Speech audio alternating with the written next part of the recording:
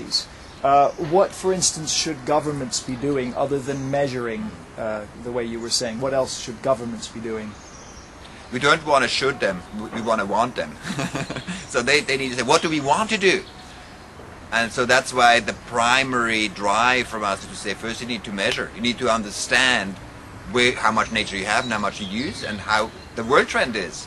So you start to recognize what's in your interest. Is it in your interest to have a larger and larger ecological deficit or not? And we want then not just to have the numbers established as an official number, because otherwise you have all this chatter about, oh, it's the wrong number. But you have to have a baseline. Like GDP is not perfect, but there's a baseline to discuss.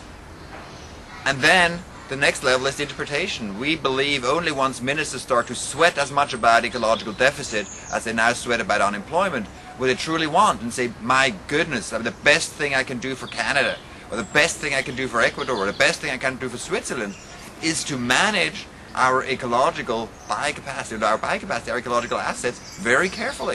That's the most important asset we have.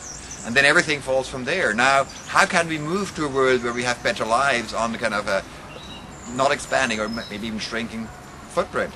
Two big areas, we call them both slow things first. Like with a super tank, you have to focus on those assets that move very, very slowly and get them on the right track. One of them is our infrastructure, particularly cities. How can we redesign our cities in the way that they operate on very low resource consumption? If we truly will be 9 billion people by 2050, and that doesn't have to be, but that's what we are heading towards, and even more possibly, if there's not a crash before. I think like the image for me is to say we should build Parises on electric rickshaws. That's kind of the image, you know, very high density, very livable cities, and probably Paris on electric rickshaws would be even more perfect than it already is. So that's one side. The other side is demographics, to be much more aggressive and say demographic transition is good for us. How do you make that happen? The cheapest way is to make family planning freely available for everybody. Guilt-free family planning. So particularly women can choose. And to do that probably in many areas of the world, you need to invest heavily into the self-confidence of women so they can choose. So it's the availability plus their ability to really choose.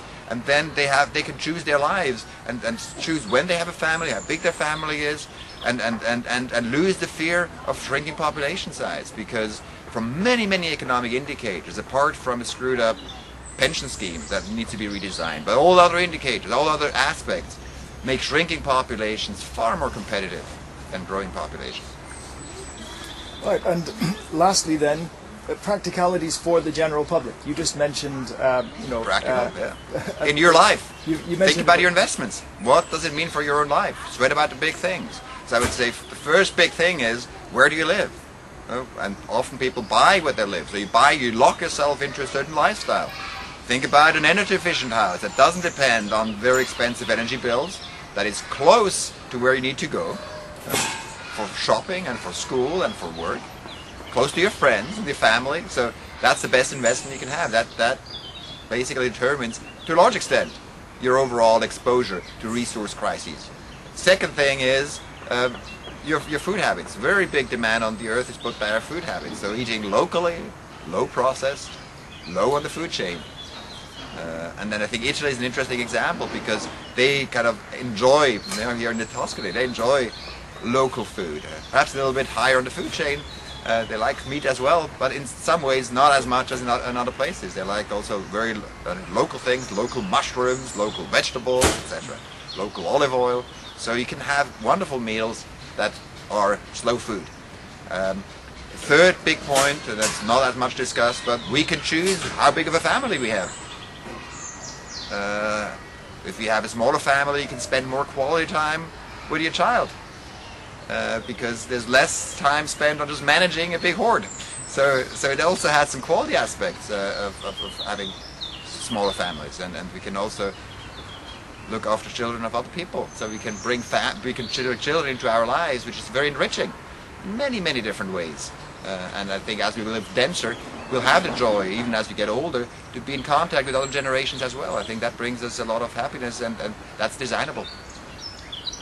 Okay, any final thoughts, Mathis, before we close the interview? We have such enormous great opportunities, and the sadness that is more around why we are not taking on these opportunities. People ask me, are you pessimistic or optimistic? I mean, that's I see these great possibilities, and I wish we can choose. And by trying to engage in these possibilities, you start to become a player rather than an observer.